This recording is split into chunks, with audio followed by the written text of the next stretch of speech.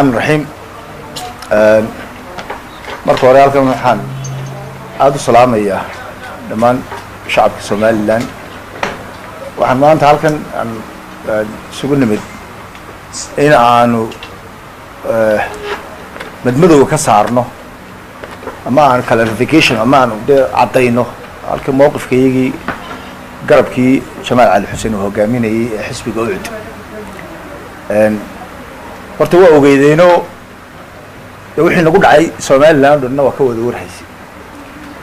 oo taariikhdeeda ku noqon mayno guddi 5 qof ah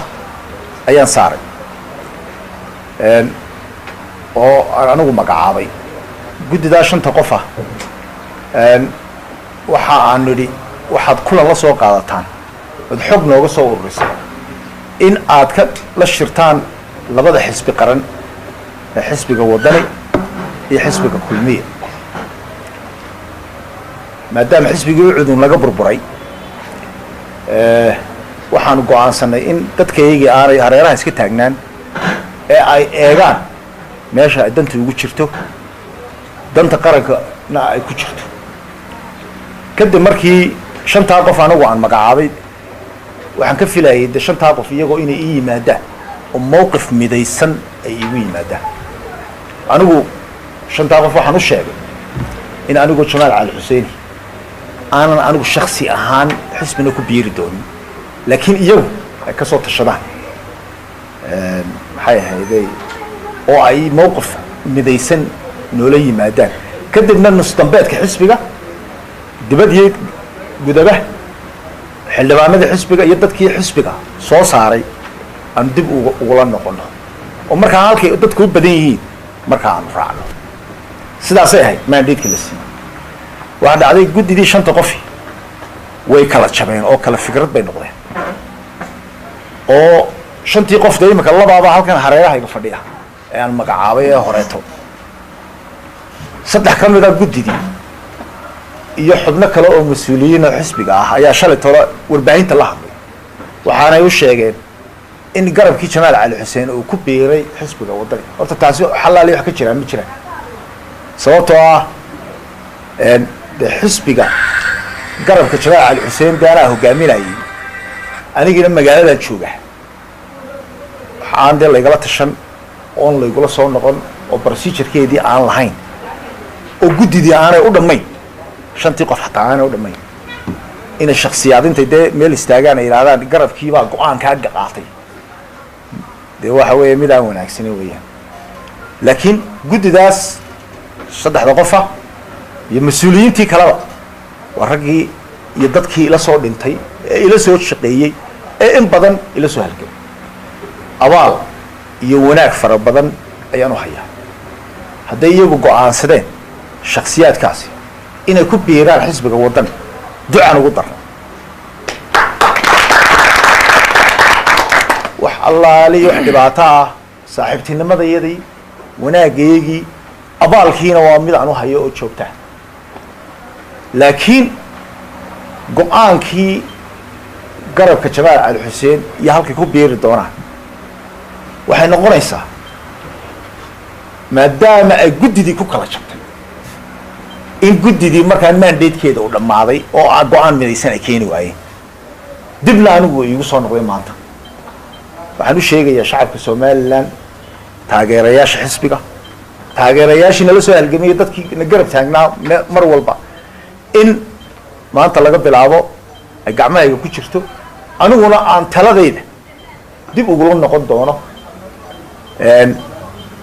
guddidan oo la shaqeynaysa ragii dadkii la soo halgamay xildhibaanada xisbiga ka soo baxay codkooda ku soo saaray kuwii soo baxay iyo kuwii dhisayba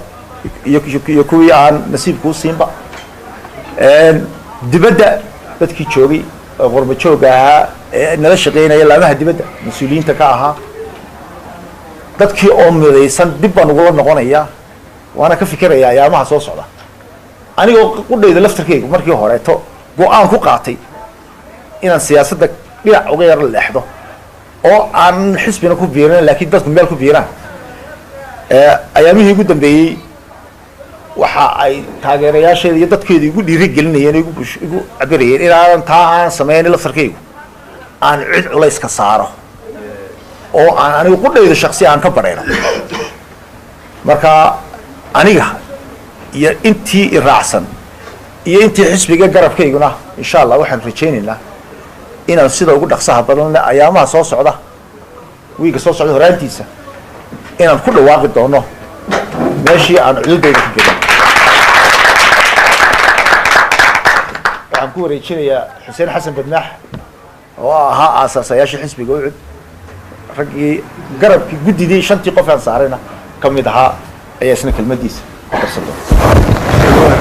waxaad weydiinaysaa su-aashan kasii hadli doono horta xamsow